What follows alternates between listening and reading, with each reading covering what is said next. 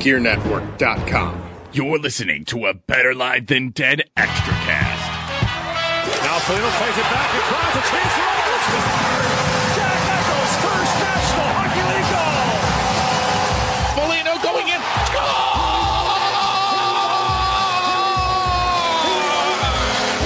Back he comes now. Reach the line and the shot is gone. Robin Leonard's out of his net. He's got a hold of Johnson, and Robin Leonard trading it with Johnson. Off go the gloves for Robin Leonard. Ryan O'Reilly rifles it home, and Buffalo wins it in overtime. How's it going, friends? Welcome to another Better Live Than Dead podcast. Today, we are joining you with, I believe we can call it episode 96, but for real, in real life, this is the Better Live Than Dead Megacat 2.0. We are joined today by a bunch of people, good people. First off, I'm not so good, but I'm Ryan Wolf at Wolf BLTD. I'll be your host and moderator today. We have Andrew Meyer at Andrew Edits on Twitter. We've got Brayton Wilson at BJ Wilson WGR. We've got Chris and Tyler from Two in the Box. Chris is at 2ITB_Buffalo. Tyler is at TROEDS1414. Everybody, hello, good morning. How are you doing today? Good morning. Howdy. What's up? That's why we discussed an order before the podcast, because I had a feeling once I said hello to everybody, everyone was just going to yell at once, and it was going to sound fantastic. We might be joined by our buddy Joe Yearden. I'm not sure yet. Haven't heard from him, but if we do, who cares? It's radio, right? We can adjust on the fly. But just jumping in head first to the first question, you guys. With the top six filled up a little more, the top four of the defense seemingly under control, and Rochester have a little more depth than they did last year. How much more improved is the entire franchise, Buffalo and Rochester, this time than they were last year? I think pretty improved, quite improved, actually. I think the biggest thing, obviously, is the Okposo signing.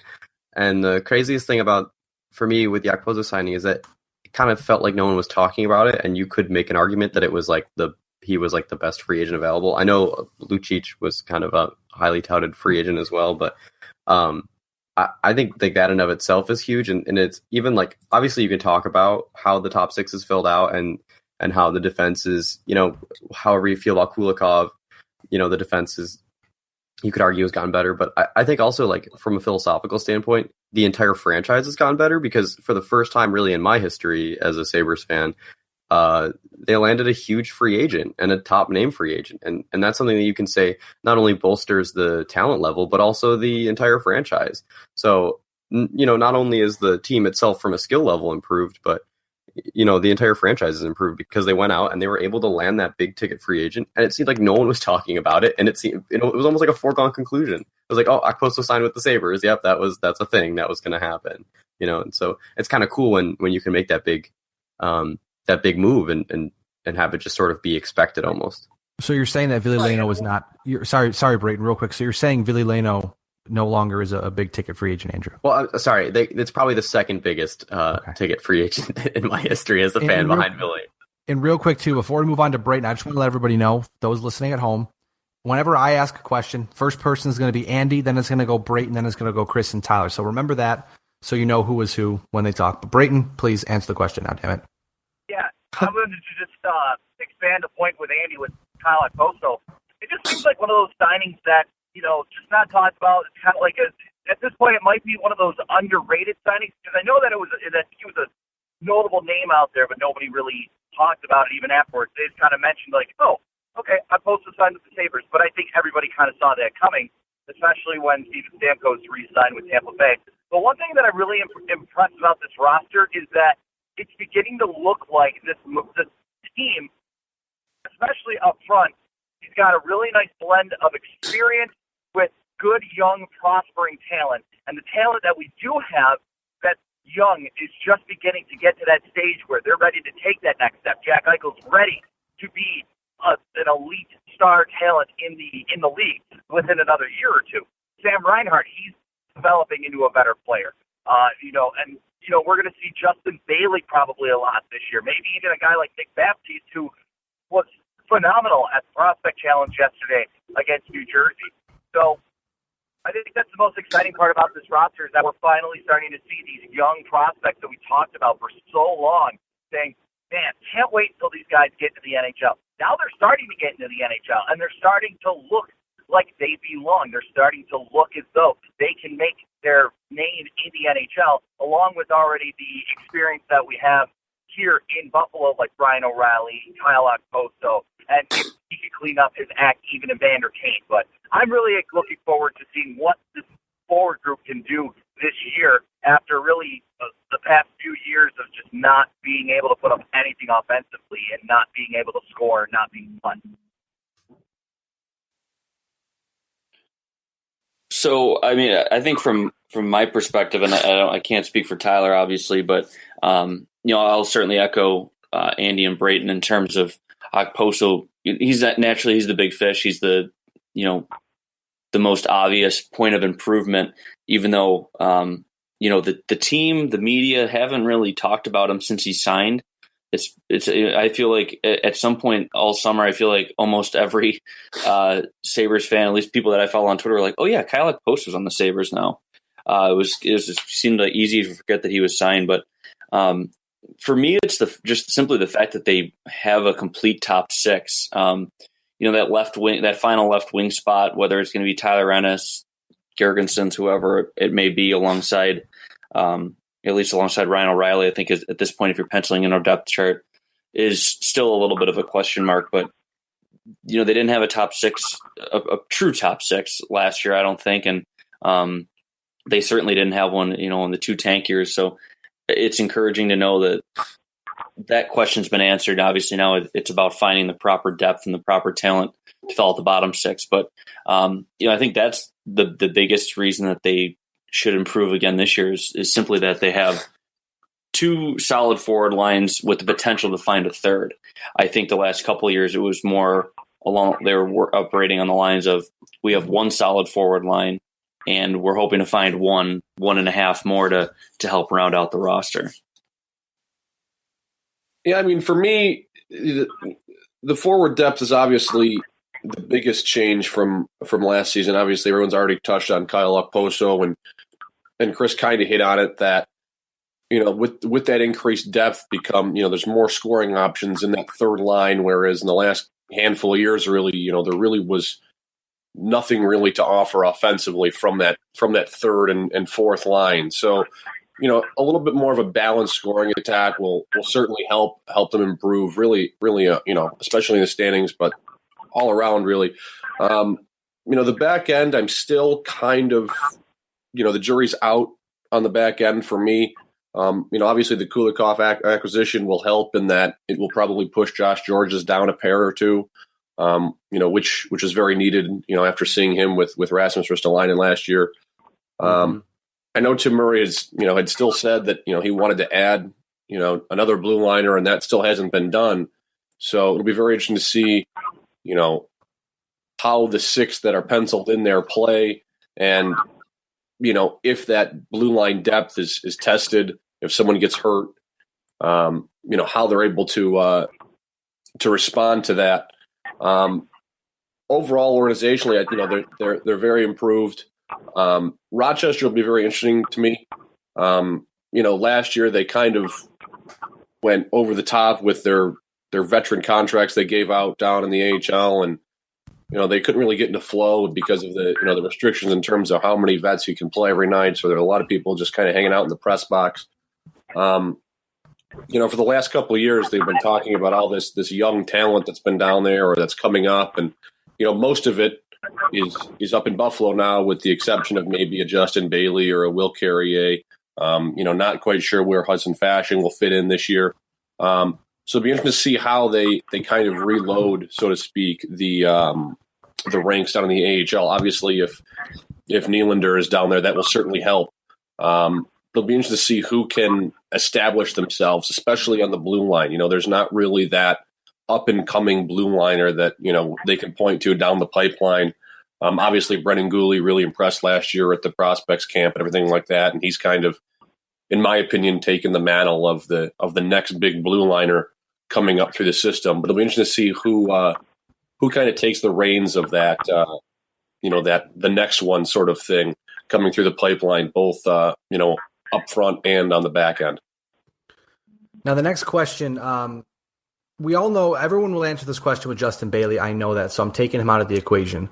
Which prospect do you expect to potentially kick the door down and make the jump from Buffalo or from Rochester to Buffalo, either in training camp or early next season?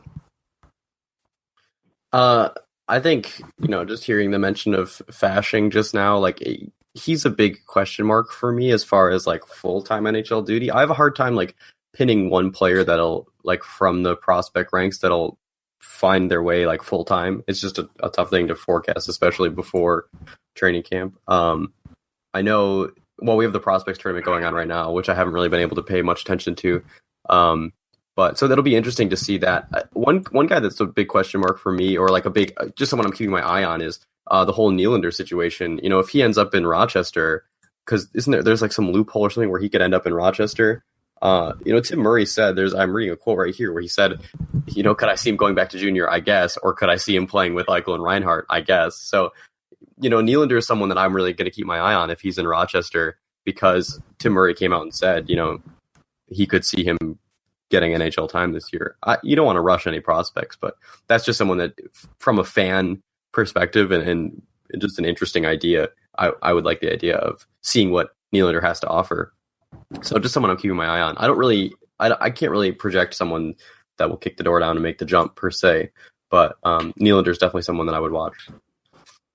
Yeah, and I mean, I think Nylander's going to get his opportunity, especially in Rochester this year, and I don't think he's going to be Tim Murray's necessarily his first call-up when he has a call-up, but I think that, there'll be a chance at least for him to crack the NHL roster. But the one guy that I'm really paying attention to, and I mentioned him in the last answer that I had, but Nick Baptiste, he just looked phenomenal last night in the Prospects Challenge. He looked phenomenal at development camp. And this year, I see as a huge step up year for Nick Baptiste, because sort of like what Justin Bailey did last year. It's one of those things like, okay, you performed very well towards the end of last year. You're working hard, you were skating hard, you're scoring, you're putting up points. Now let's see where you go in the next step in your development. And that's what Justin Bailey did last year, where he was playing phenomenal. His second half was extremely good. He got called up a couple of times, played well when he was in Buffalo. And that's what I kind of expect to see out of Nick Baptiste this year. I want to see him continue to play well in training camp, continue to, put up production. And, I don't expect him to make the roster outright, but I want to see him be able to compete against the size of players that could be competing in the NHL. I want to see him match up really well. And I think that if he puts up really good numbers, he could be one of those top guys Tim Murray calls up if he needs a recall from Rochester. But Nick Baptiste this year, I expect him to take a step similar to what Justin Bailey did last year with the amount of production that he put up in Rochester, and maybe that will earn him a recall or two down the road. So from my perspective, I actually kind of wonder if and just to touch on Bailey, because I don't even know if he's necessarily going to be pushing to come up from Rochester so much as just making the team outright. I don't know if he's even as much of a question mark as, like Fashing or some of these other guys. But I actually kind of put Nylander in that same category, it's kind of like what Andy mentioned. And it's because I think it's all but assured now that he will be starting or playing the year in North America. I'm pretty sure there was an announcement at some point in the last month or two. I just can't remember off the top of my head, to be honest with you. But, I think if there's anyone who's going to be a safe bet to maybe open some eyes or surprise people by making the team, it would be him. And that's simply just because, the skill that he, the inherent skill he has, and the fact that, despite being a right shot, he's a true left winger. He plays on the left side. And that's an area of need for them. If Tyler Ennis doesn't, find his game, and he's nothing but a detriment to whether it's Ryan O'Reilly or Jack Eichel, whoever his center is, there's going to even be more of a push to find the right fit for that final left wing spot in the top six. So whether that's Nylander if for some reason they decide to put Nick Delorier back with a top 6 center, as they did for some reason at the end of last year. They still have that hole to fill. And I think Nylander's a pretty safe bet to fill it. For me, Nylander's the wild card in all of this. I mean, obviously, everyone's already hit on him that he's going to be in North America to start the year. I'm not sure if you kind of give him the keys to the vehicle, so to speak, right off the bat and just say, have at it. He's only had one season over in North America in the OHL last year. I'd like to see him at least start in Rochester. I mean, he's obviously has the skill. He's not the biggest guy, but I mean, obviously that's been proven that you don't really need the size anymore as you did years ago. For me, I think Bailey's going to get all the opportunities to make the jump and stick. If for whatever reason he, struggles out of the gate or has a bad camp and, they send him down to Rochester to start, I think you might kind of see a committee approach. One name for me that I'm kind of really interested in seeing what he has to offer, whether it's in Rochester or Buffalo, is Will Carrier. He's kind of the forgotten man. He was part of the Ryan Miller, Steve Ott trade out to St. Louis. And, by all accounts, I believe it was either Dan Bylsma or Tim Murray had said, he was getting a call last year before he got hurt. He was playing really well. The offensive side of his game had kind of made the jump up with the rest of his ability, especially toward the second half of last year before he got hurt. So we interested to see, what he can offer and see if he gets a shot. I'd be shocked if he didn't get a call up at some point. I don't think it's going to be off the top in October. But he's a guy I think will get at least a cameo up with the big club at some point, just to see at the very least of what they have to offer with the kid. He's only 21. He's also another left winger. I don't think he's a top 6 guy. But maybe some of that scoring depth they're looking for from that third line. Especially if, as Chris said, Tyler Ennis either has the injury issues or continues to struggle. He could be a nice option for them down on the farm. But other than that, obviously Bailey and Nylander would be the two most obvious places to look. Like I said, I would still give Bailey a slight lead over a guy like Nylander just because he's a little bit more of a known quantity. If you can call a guy with less than a dozen NHL games known quality as compared to the first year player. So that's where I'm thinking. Now, guys, this question here, we know both are probably likely to need to happen for the Buffalo Sabres to have a decent playoff run. But for you specifically, which one is more important to the Buffalo Sabres next season if they try to make the playoffs? Is it a healthy Robin Lehner or more consistent spread-out scoring? Obviously, a goalie is pretty paramount to any kind of run, but I feel like in the modern NHL, I can't remember who said it, but it might have been like Wish. But you don't need a great goalie; you just need a goalie who can be great. And I think Lehner can be great if we need him to be at times. He's kind of a big question mark too. There's a lot of question marks on the Sabres roster, right? So because of that, I would actually say more consistent spread out scoring is a little more paramount to the Sabres actually making a playoff run.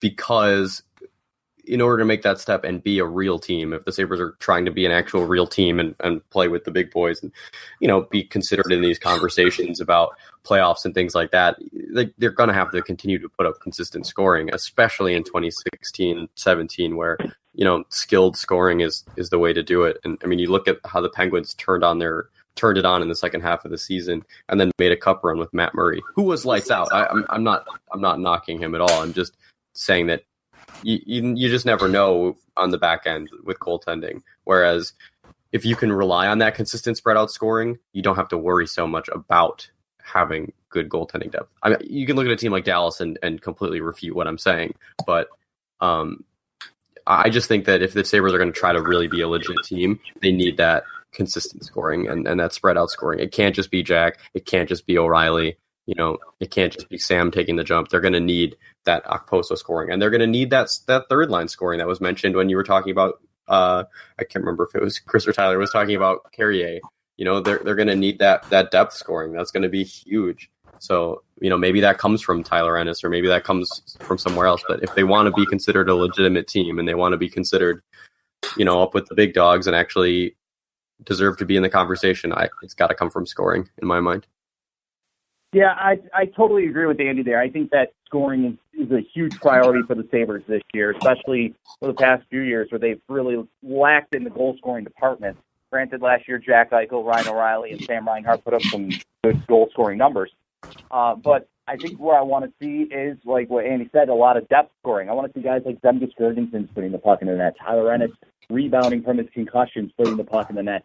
You want to see Matt Molson maybe rebound here and reestablish himself with the team, get some pucks into the net, and get himself stationed in front where that's where he makes the money. It's right in front of the net, and we want to see that. But goaltending is really important. I think it's going to be very important for Robin Lehner to stay healthy this year. I think there's no doubt about that with the circumstances that he has. He's lighter, he's more fit. I think that will benefit him greatly, especially in the long run, for his health.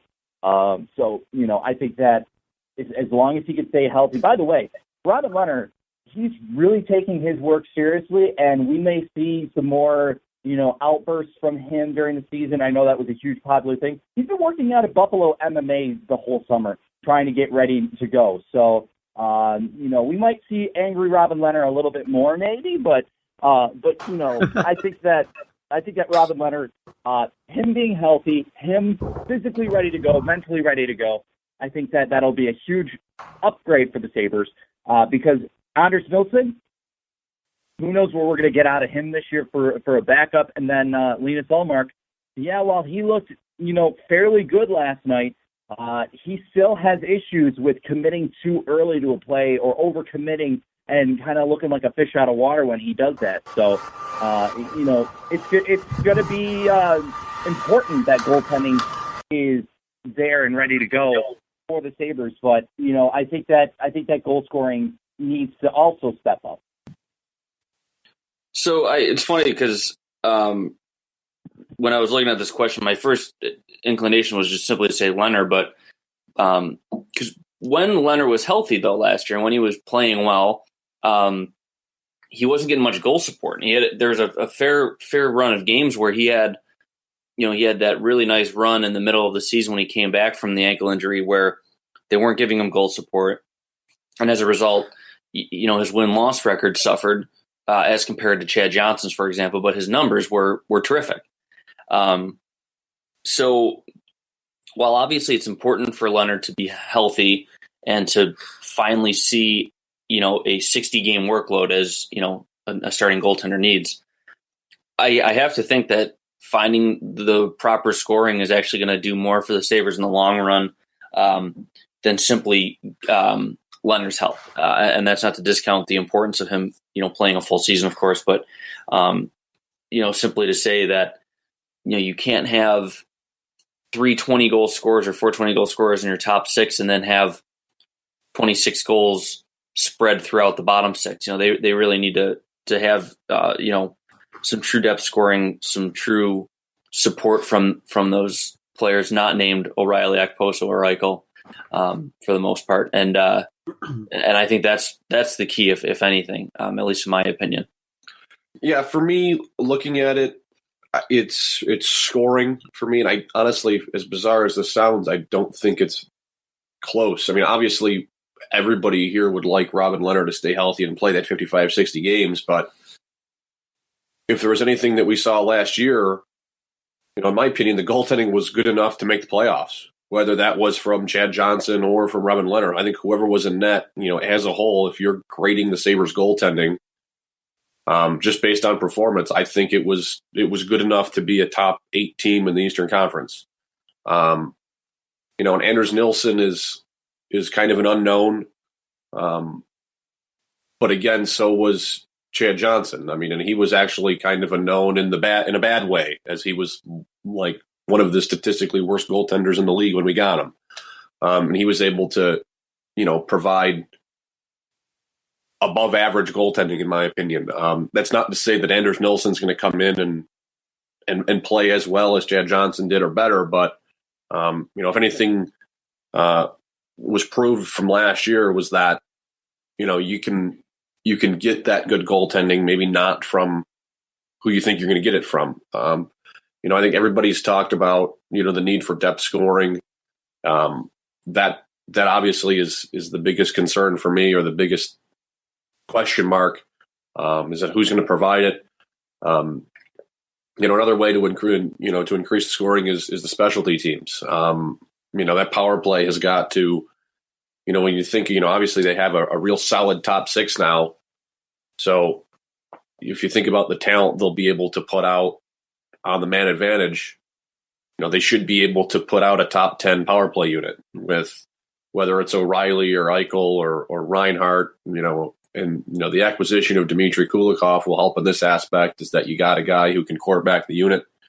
You won't have to have Rasmus Ristolainen lugging the puck up for a minute and 45 seconds. So that should help. But for me, it's definitely scoring that needs to be placed in terms of more importance than Robin's health. Now, just to touch back up before we move on to the next question, just kind of a refresher. I'm Ryan, joined by Andy, Brayton, Chris, Tyler. This is the BLTD Megacat 2.0. Now, this question specifically for Chris first, then everyone else can join in afterwards if they want to. But Chris, I've been dying to ask you this question for a very long time now. Would a 3-2-1 soccer-style scoring system increase the level of competition in the NHL in your eyes? Yeah, I certainly think it would help in two ways. First of which being to help, eliminate. I know so many people want the shootout eliminated. I think it would help to eliminate shootout games a little bit, because you have the benefit of that extra point if you push for the win outright, as opposed to playing.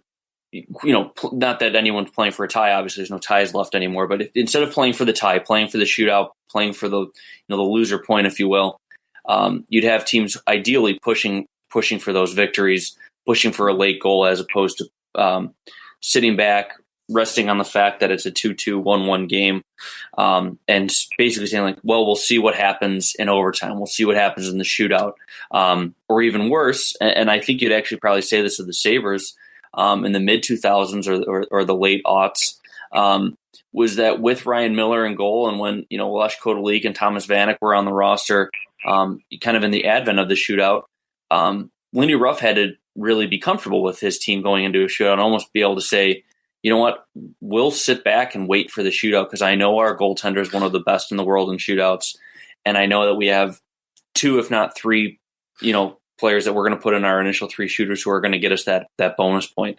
And by going to that 3-point system, I think that you'd help to eliminate those shootouts and put a little bit more emphasis on regulation wins. And then the second thing that I think that this would increase, it boils down from that, is simply that you would have more exciting games, because ideally you'd have teams wanting to take a victory outright. So hopefully, you maybe see a harder push at the end of a game. Final 5 minutes might be a little bit more exciting. Perhaps, leaving yourself exposed to a counterattack or, a goal off the rush, from defenseman pitching, what have you. So, that's my outlook on it. I think it would also, you'd be eliminating the row, the regulation overtime wins tiebreaker. You might potentially, and I'd have to look deeper into this in terms of how the schedule would play out, in terms of how the standings would look at the end of the season. You might potentially lose some playoff races because there might be more separation created. So that would be a drawback. But again, I'm not 100% certain if that'd be a true fact or not. The other thing that I'd be left with is that I think you would almost help to eliminate tanking in some ways, because again, you're divvying out points in a different manner. So it's a little bit harder to accumulate loser points, and you'd really have teams setting themselves down in the standings. And I can't help but think that it would be harder for teams to coaches in particular, general managers, to rest on the way that their teams are operating. If the Oilers or the Sabres were sitting on 24 points in February as opposed to 46, for example, because they had managed to steal away some overtime lost points and some shootout lost points, that might change the fabric of how teams quote unquote how teams tank. But again, that's a little bit that would take some more studying and some more analysis in terms of how the teams are operating as opposed to the more obvious observations being that you have the opportunity for teams to win outright on a game-to-game basis. For me, looking at it, not to jump in here a little bit, it would be very interesting to see if the league would be on board with that. We've looked at rule changes, to increase scoring in the past, the bigger nets, everything like that. And the big issue has been, the fabric of the game, and we don't want to change the rule book and the record books, everything like that. Well, going to a 3-point regulation win system, you'd be looking at a team like, a real quality team like a Tampa Bay or a Pittsburgh or a Chicago, going into March with 134 points, from regulation wins. So it'd be interesting to see if, I can go on a limb and say a guy like Brian Burke probably wouldn't vote for it. But it'd be interesting to see, if that would kind of scutter the idea.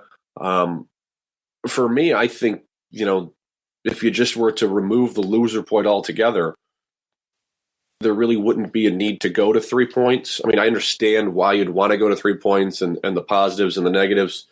For me, I think most of the reasoning behind trying to change the point system is to get rid of the shootout. And for me, I think getting rid of the loser point is a step toward that.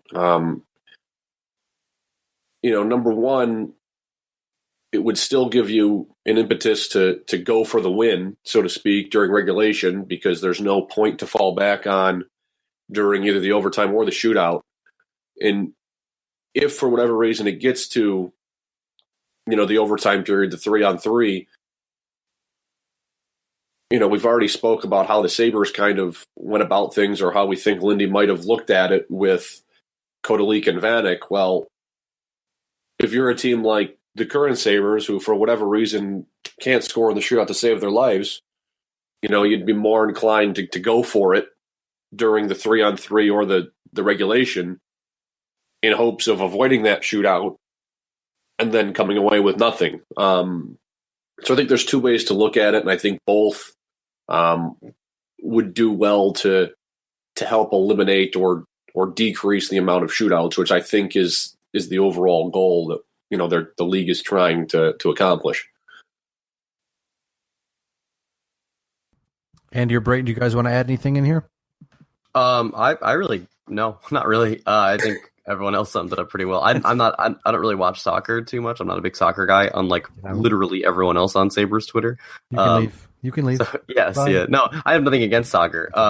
So I can't really weigh in on the rule changes or on the standings changes and how it would affect. So. And I'm not Brayton. Are you still alive over there, Brayton? I am. I'm still alive, but no. I think that a 3-2-1 system would work the best for the NHL. I just think it would make it. I think it would make games more meaningful. I know that every game wouldn't necessarily be meaningful, but especially towards the end of the season, when it gets towards the playoff push, teams are going to want to win. They're going to want to win in regulation and not just try and force overtime. So I think games would be more competitive. I think teams would take more chances. Maybe we'd see, maybe teams pulling the goalie, even when they're tied with 30 seconds left to go. They're going to pull the goalie. It's tied, trying to get that last goal. And then, it might be a little bit of a stretch, but, I still think that a 3-2-1 system makes everything much more competitive. Now, moving over to kind of expand on rule changes, Any rule changes that you guys, and we'll go in order again here, starting with Andy. Any potential rule changes that you personally feel could improve the style of play, if not a point system? What could make hockey more competitive, more exciting to watch? So I love this discussion. This is like my favorite type of thing to talk about because obviously the big thing is like everyone wants to add more scoring into the game. I think a little underrated thing that maybe no one's talking about or don't talk about enough is that probably the best way that's going to add more scoring into the game is like Connor McDavid growing up and Jack Eichel growing up and, these young high skill players kind of coming into the league and making it their own. But that real thing aside, let's get into some crazy stuff because that's the most fun thing to talk about with rule changes. My favorite rule change that I've heard, I think it's Jeff Merrick is really big on this one. And the first time I heard it, like blew my mind. Getting rid of offsides. Just completely getting rid of offsides. It would be crazy. It would be bedlam, and it'll never happen because of literally the exact same things that both Chris and Tyler laid out, and that the league never wants to change anything. But can you imagine that if if it went back to the old, like a very, very, very old style of like no offsides, where you almost have like a rover, someone that's kind of like goal hanging all the time, and then you have someone else who's kind of like hanging back all the time. It would just be very interesting to see the strategic lineups, instead of like having a 1-3-1 or, whatever, like a 2-3 type of setup, you would see teams doing this crazy stuff like, 1-1, 2-1 or something like that, where you just have this like, I would just be very intrigued to see what that would do. Obviously it'll never happen, but if we're going to talk like philosophical fun changes, I would love to at least see it tried. I mean, they've tried bigger nets and stuff before. I would just love to see what a game would look like without offsides. That's all I got. I think we're waiting for Brayton to take it, but I don't know if Brayton knows he's going next. I'd love to see them just get rid of challenges. I think that we've all kind of hit that point where it's like, oh God, another challenge coming, or because I mean, again, it's human nature that sometimes makes sports great. Sometimes there's an error, and it happens. But I think that the coaches challenge and offsides challenges, goaltender interference challenges, they just make things they make the game so long. They take all the energy out of the building, and I think we saw that a couple of times where the Sabres score a goal, they tie the game. The season opener last year, the game against the Stars comes to mind. But we see those type of games, and it just takes the energy out of the building. It takes the energy out of the players. It's a buzzkill, to be completely honest. So I know that they wanted to experiment it, and fans aren't relatively healthy, but coaches and players, they're relatively healthy that it's there. But I just want to see them get rid of the challenges, just because that it is just that much of a buzzkill. It's just so not fun to watch and not fun to just talk about, because it's so dumb. We talk about it sometimes here at WGR, just kind of like, it's just the most god-awful, ridiculous thing in all of sports is instant replay and challenges and everything. So I think that's one thing that the NHL, I know that they just implemented it last year, but if they could get rid of coaches' challenges, that would be great. So I think I kind of wanted to defer to Tyler and let him go first, but I think the one thing that I'll say is, because so often the default here is bigger nets, smaller goaltending equipment, stuff like that. I'll be really lame and say enforce the rules, because the game was plenty exciting coming out of the full season lockout in 05-06 there, and they were calling. I probably would go back and watch those games and be furious at some of the infractions that they'd call with, in terms of stick infractions. But, I wouldn't hate if they just called interference and obstruction more often. And my thought process isn't just because you get more power plays, and we've discussed this on our podcast, but my thought process on it is also that by enforcing infractions like obstruction and interference on zone entries, where you have the free defenseman holding up the forechecking forward to help out his partner. By continuing to call them for penalties, you then enforce the idea in everyone's mind is to say, okay, I can't do this anymore. So you increase, forechecking, you increase the opportunity for turnovers and pass interceptions, etc.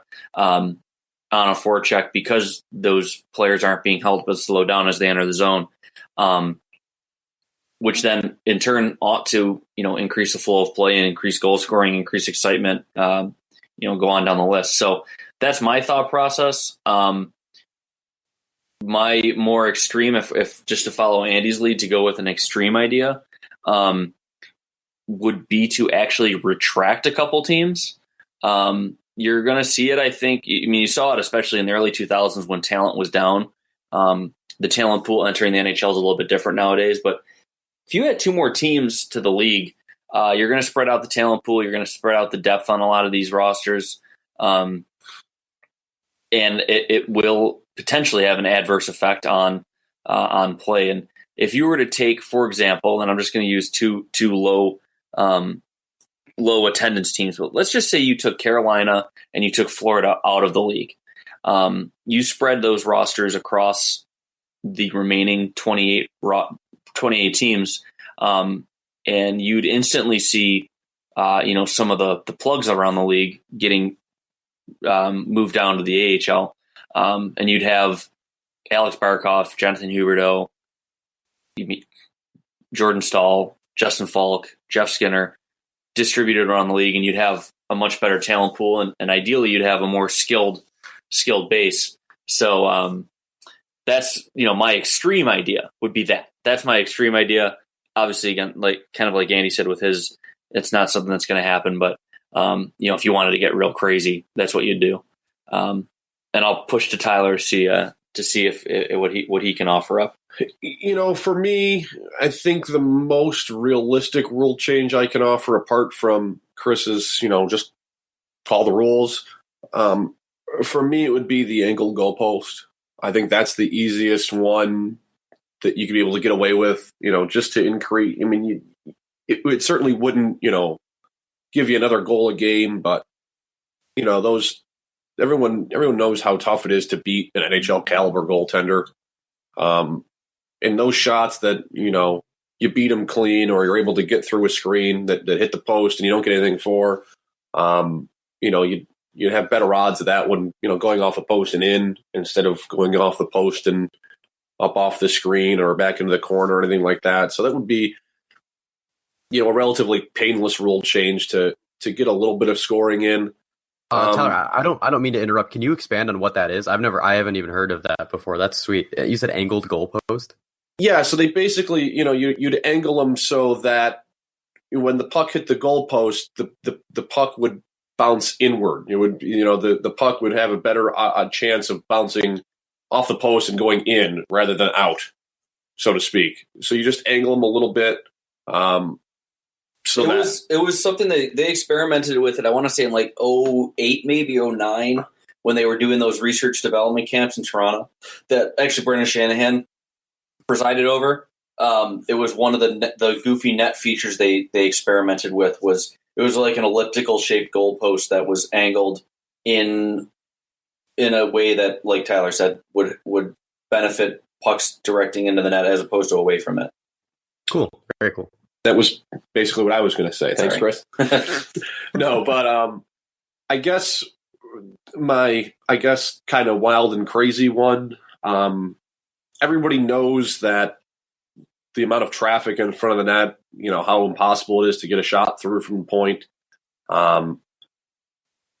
That's kind of why, a lot of people will say, oh, well, if they just went to, the Olympic size ice and, there's more speed and more space and everything like that. And, scoring would definitely go up. Well, the game at the end of the day is still collapsed between the hash marks, 10 or 20 feet inside the net. And at the end of the day, when you're getting beat by a guy like Jack Eichel wide, teams are just going to retreat toward the middle like they still do now. And whether that's penalty killing or 5-on-5, you watch a hockey game, and if a team is able to get any semblance of zone time after 20 or 30 seconds, that defending team will likely have 3 guys basically in the slot in front of the net, clogging the middle, clogging those passing lanes. And I know some people have talked about trying to curb shot blocking. So I guess a wild rule change would kind of be a way to eliminate some of that, which will not happen. Some people have thought about trying to eliminate, players leaving their feet, sliding to block a shot, or, going at the point kind of like in the goalie stance to take away that shooting lane. So I don't know how you would be able to, to eliminate it, whether it's like the delay of game over the glass and just giving a straight up penalty for it or what would happen. But my wild and crazy rule change, I guess, would be to find a way to cut down on shot blocking. I actually like that. I think all of those, I know the wild and crazy ones are kind of out there, but the rules that you guys do mention, they seem like kind of the direction we're trending at. I mean, at this point in time, we all know the National Hockey League, if I'm not mistaken, is kind of in a dead puck era where we've seen the lowest goals per game in a very long time. And that's obviously not good for business. I mean, the National Hockey League is not going to fail per se, but it's hard to grow a sport when you have 2-1, 1-0, games like that all the time, and you rarely see games open up like when Chris mentioned right after the lockout, the full season lockout, when games were just ridiculous all over the place, on edge because goals were happening left, right, and center, and we all know, we all can agree the NHL needs to do something because clearly the game is trending in the wrong direction.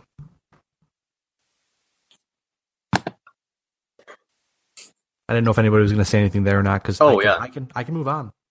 Yeah, Go ahead. No, you go. No, you go. Okay, I was just gonna touch on Brayton's point in regards to the challenges. I think a lot of the kind of, not that they go hand in hand, but I think the issue that people have with the challenges is how long they take. And this is a league that has already eliminated the dry scrape and for the shootouts, and is trying to get rid of the shootouts, mainly in my opinion due to the fact that the games are taking too long. The challenges, I think every sport now has some sort of challenge, whether it's booth initiated or if it's coach initiated.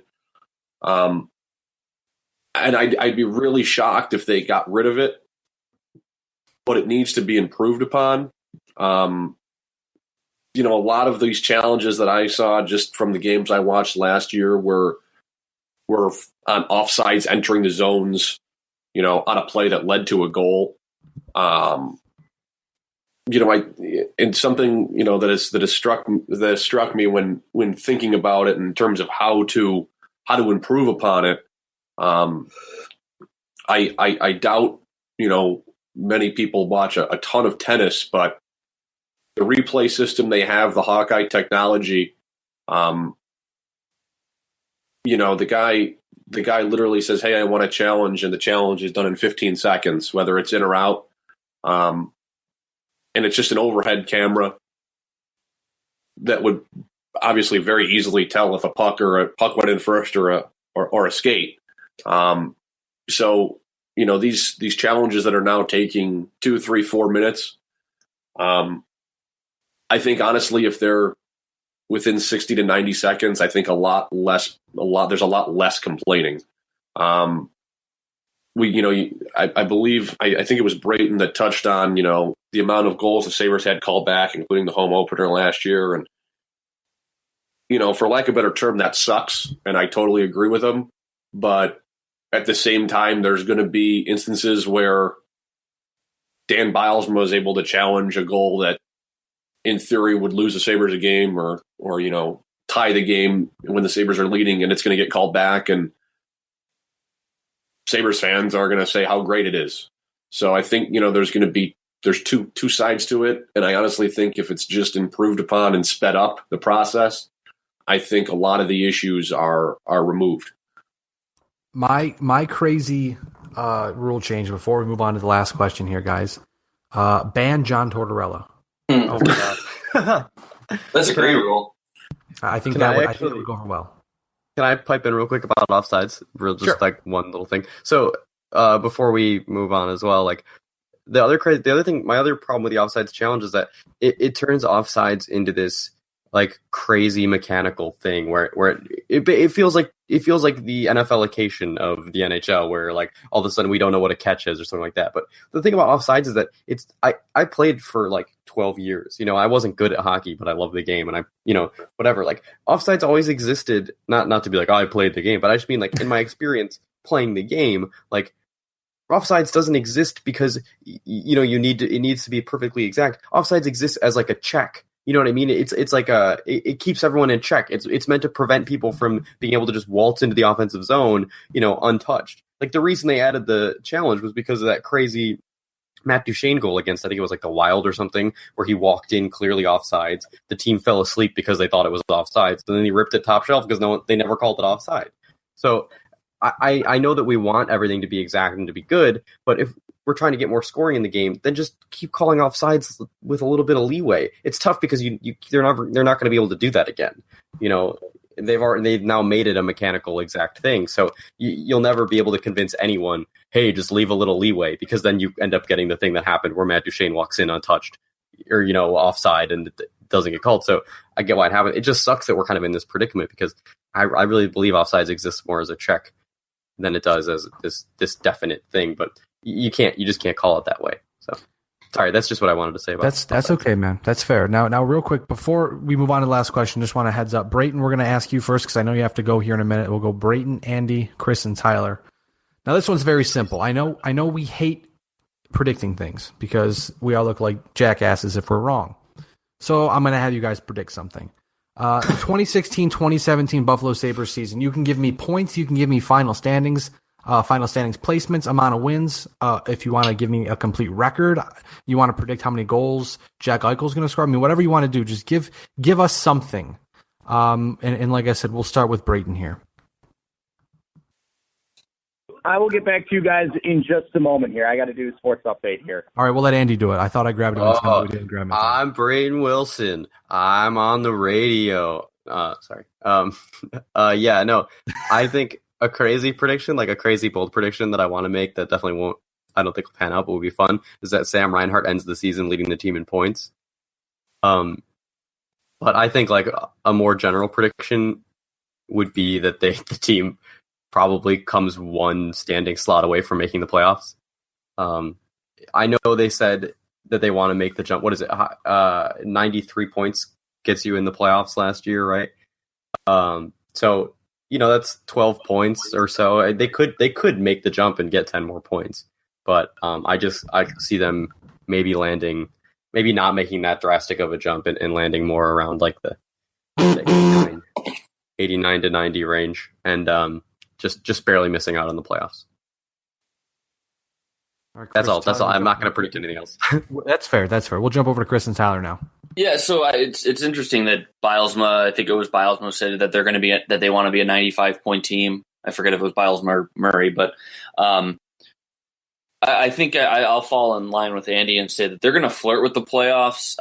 It's so hard to say that they're going to finish 7th, 8th, 9th, 10th, what have you. But this I certainly see them as improving once again, and again being taking another step forward. In terms of the rebuild, however you want to put it, but I think that they have the opportunity, they have the talent, and they're finding the depth to push for a playoff spot. So I think my expectation certainly is to see them at least grab one of the 2 wild card spots, even if it's the last wild card spot and they get in by the skin of their teeth. I think that's my expectation. So that's where I'll put them. If that means they're a 93-point team, 91, whatever, I'll kind of leave that to see how the cards fall. But at least in terms of my prediction, I see them as that second wild card team, and probably losing in the first round, unfortunately, as it may be. For me, I think really the whole season, not to, put an unreasonable amount of emphasis on the first, dozen games or so, but the Sabres have a really, really tough opening to their schedule. In, with the whole month of October is really not, conducive to getting off to a really hot start, having to, you open against Carey Price and the Canadians, and then you go right out west. And then even when you get kind of back east, you have, Florida and a team like Winnipeg, who many people are expecting to jump back in the playoffs out in the West. So I think if they can sort of tread water and go 500, maybe a little above in October, I think they'll be okay. I don't see them, unfortunately, as a playoff team yet. I still think they're going to end up in that low 90s range. I'd probably say 91, 92, and kind of right in it till the end. The problem is, everyone talks about how the Sabres have improved, and they certainly have, but a lot of other teams have too. Looking at the Atlantic Division, obviously you're trying to end up with one of those top three, auto qualifiers, and I don't see that happening with Tampa Bay and Florida in the division. And it's, assuming Carey Price is back to being Carey Price, then you're basically battling out for one of those two wild cards, and it's going to be really tough. I think there's a whole lot more parity in the league, now than there was in years past, and that gap between the 55 and the 52 point disaster seasons is certainly closed, and I think they'll make another jump, but I'm not quite sure if they're all the way there to a playoff team yet. Now, for me, last year, I put it at, I think it was 75 to 80 points, something fair. Just because, obviously building off of the disaster seasons like Tyler just mentioned, you can't really expect much. But with how well they played last year, we know mid-season, I think it was around January, around the All-Star break, they had that just time where they forgot how to score, forgot how to play hockey, had a real bad stretch. I think it's safe to say the Sabres, for me at least, should be able to, barring complete abstract failure and injury and just ineffectiveness, the Sabres should be able to hit 90 points. And I think that, for me, that seems to be a fair number. I won't be horribly disappointed if they end up with 85 or 86, but if they come out and get 70 points next season, something's wrong. But I'm going to say 90 points, maybe pushing towards a playoff spot. I'm not sure if because we can't. It's hard to predict. Like everyone has said here, it's hard to predict. You can't sit here and say we know exactly who's going to score what and who's going to end up where. But you'd have to think if they're around the 90 point range, they should be in the hunt for a playoff spot. Certainly the team could come out and they could blow the wheels off the thing and get in easily, or they could come out and be terrible. But again, like I said, I think the Sabres are going to get 90 points at least and challenge for a playoff spot. Yeah, I think that's pretty fair. At this point, we're just waiting for resident superstar Brayton to get off the radio and get back on with us, because clearly I'm back. We are the most important people. Welcome back. You're okay. You got to do your job. What is work? What is a job? Yeah. But hit us with your prediction, Brayton. For the season? You can do season, you can do points, standings, placement, amount of wins, anything you want. Just give us something. Okay. Well, I think that there's a good chance that I think that the Sabres could finish with a little over 90 points. I think that 95 points is going to be the set standard for where the Bills are going to play. Bills. Oh my God, Sabres. So the Sabres are going to finish. Just got done with an update, so I just had to talk about Bills. But anyways, I think the Sabres. I think that their set goal should be 95 points. I think that if they don't get there, I don't think it would necessarily be a disappointment. But I think it would just be, I think that 95 points should be the standard. That should be where they slot in for the season. That's fair. That's fair. I think we can handle that. With that being said, guys, we've done it. We survived. The BLTD Megacat 2.0 is officially done. It's in the books. I want to run back through again real fast. Andy Meyer, you can follow him on Twitter at Andrew Edits. You can also see him on BLTD Sports sometime soon, hopefully with a little thing we call the Please Like My Podcast, but that's it's a little bit of a teaser, I guess, is what you want to call it in the radio industry. Brayton, you can see Brayton obviously over at BLTDsports.com, at BJ Wilson WGR on Twitter. Chris and Tyler, you can catch them over at twointhebox.com. Again, Chris is at 2ITB_Buffalo. Tyler's at TROEDS1414. Everybody here today, if you're not following them, make sure you do that. You can check us out, obviously, at BLTDsports.com, Facebook.com/BLTDsports, and then I don't know if I said this already, but at BLTD Sports on Twitter, BLTDsports.com. But everybody, anything else you guys want to add today before we head out? Thanks for having us on. Yeah, no, just that my girlfriend thought that I was leaving this morning to go do a podcast about cats. That's it. That's all I wanted to add. Well, tell her we talked a lot about cats, and she will not be disappointed. That's good.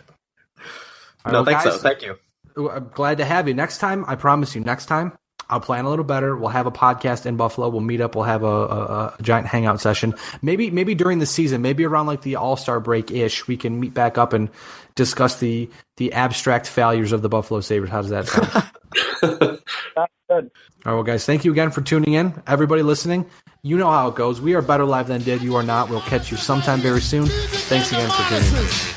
And it's all a little something like this here. Now, if y'all want to party like we do, if y'all want to party like us, The preceding presentation has been brought to you by the Gear Network.